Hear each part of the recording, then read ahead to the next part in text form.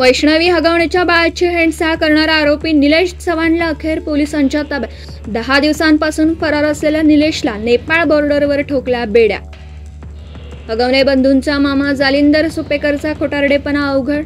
हगवणेचा दिलेला शस्त्र वापरण्याच्या मंजुरीवर जालिंदर सुपेकरची सही, पण थोपराण आणि बार्दी पोलीस जबाबदार असल्याचा सुपेकरांचा दावा।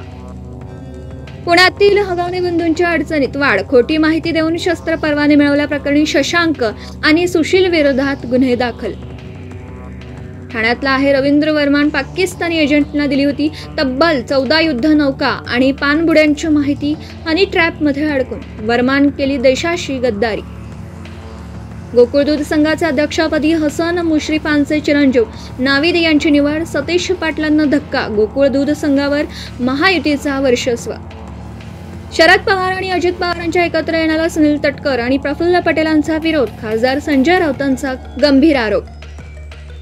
सरकारी महिला नोकरदारांनी लाटला लाडक्या बहिणींचा लाभ। 2652 महिला नोकरदारांनी घेतले 9 महिन्याचे हप्ते। अपात्र असूनही लाटले लाडक्या बहिणी योजनेचे 3,58,00,000 रुपये। मुंबईत 481 धनाढ्यांनी थकवला 14,000 कोटींचा मालमत्ता कर। मुंबई भाजपा उपाध्यक्ष रवी राजांकडून कर गोडव्यांची यादी सादर, कर वसुली करा।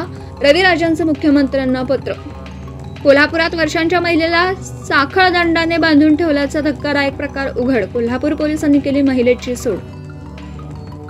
नीट बीजी परीक्षा 15 जूनला एका शिफ्टमध्ये सुप्रीम कोर्टाचा महत्त्वपूर्ण निकाल। 2 शिफ्टमध्ये एकाच काठिण्य पातळीच्या प्रश्नपत्रिका असंभव असल्याचं कोर्टाचं निरीक्षण। राज्यभरात झालेल्या पावसामुळे शेतीचं मोठं नुकसान। आंबा, संत्रा, द्राक्षांच्या बागा उद्ध्वस्त। हातातोंडाशी आलेलं पीक जमीनदोस्त झाल्यानं शेतकऱ्यांचा टाहो। भारताची युद्धनौका INS विक्रांतला संरक्षण मंत्री राजनाथ सिंह यांची भेट। नौसैनिकांची चर्चा, संपूर्ण युद्धनौकेची पाहणी।